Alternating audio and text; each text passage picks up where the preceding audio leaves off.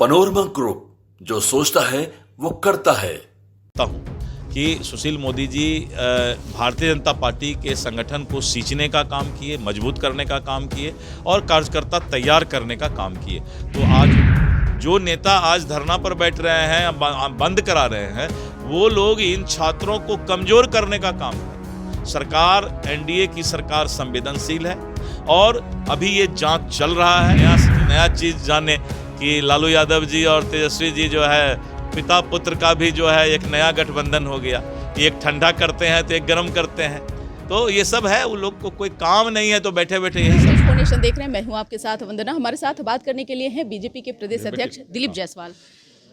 स्वर्गीय सुशील कुमार मोदी का जो है जयंती आप लोग बड़े ही भव्य तरीके से मनाने में लगे हुए हैं। इसी को लेकर के बैठक भी चल रही थी। कौन कौन आ रहे हैं, क्या मुख्यमंत्री सहित और श्रद्धेय सुशील कुमार मोदी जी भारतीय जनता पार्टी के एक संस्थापक सदस्य के रूप में बिहार में बीजेपी को माननीय कैलाशपति मिश्र जी के नेतृत्व में अभिभावक काल में उन्होंने आगे बढ़ाने का काम किया और गठबंधन की सरकार का भी जो उनका एक अनोखा अंदाज था, जिस तरह से नीतीश कुमार जी के साथ उनका एक तालमेल रहता था, तो वो भी अपने आप में बिहार के लिए जो है काफ़ी हमें संगठन में सीख देने वाली बात है।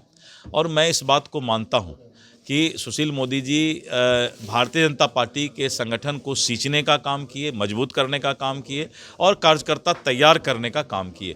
तो आज उनकी जयंती मना करके हम लोग उनको श्रद्धा सुमन अर्पित करेंगे।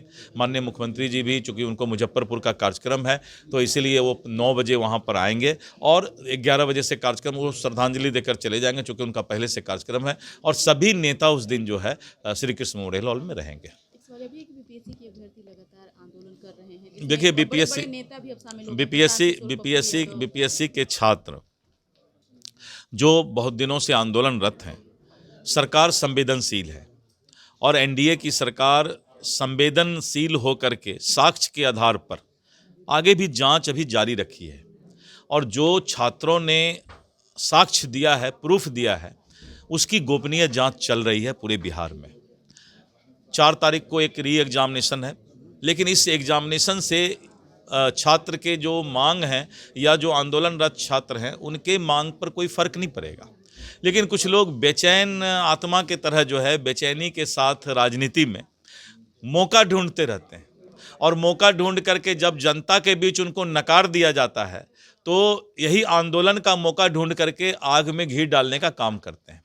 अब छात्रों को जाकर ये नेता बोलते हैं तुमको मैंने कंबल दिया जी, तुमको मैंने खाना दिया जी, तो ये इससे इस व्यवसायीकरण हुआ ये, और इस आंदोलन को उन लोगों ने कमजोर किया।